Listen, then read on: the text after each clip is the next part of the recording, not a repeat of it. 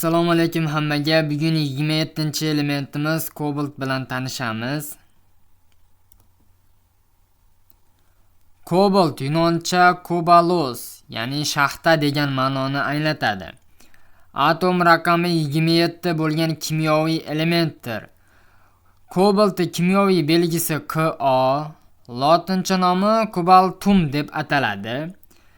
1737-yili shved olimi Georg Brandt tomonidan kashf etilgan.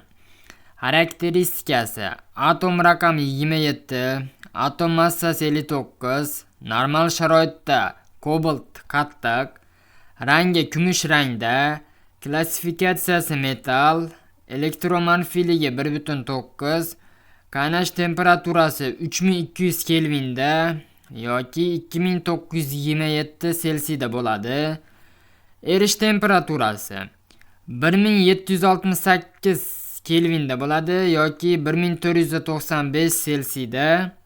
Zichligi 8.9 gram taqsim santimetr kubni tashkil etadi.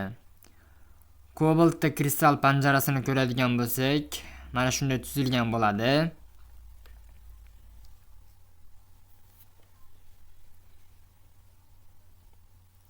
Endi bu yoqqa o'tadigan bo'lsak, kobalt kimyoviy belgisi Ka, atom tartib raqami 27, elektromanfiyligi 1.9, atom massasi 59, elektron konfiguratsiyasi 3d7 4s2 ni tashkil etadi. Endi tasviriga o'tadigan bo'lsak, tasvirida mana shu kobalt bo'lagi massasi 1 gramni tashkil etadi.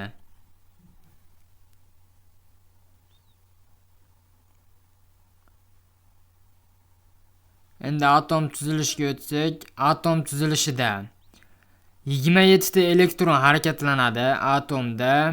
Atomda markazida proton va neutrondan tashkil topgan bo'lib, 27 ta protoni bor va 32 ta neutrondan tashkil topgan. Bugungi o'rganadigan ma'lumotlarimiz shulardan iborat edi. Rahmat hammaga.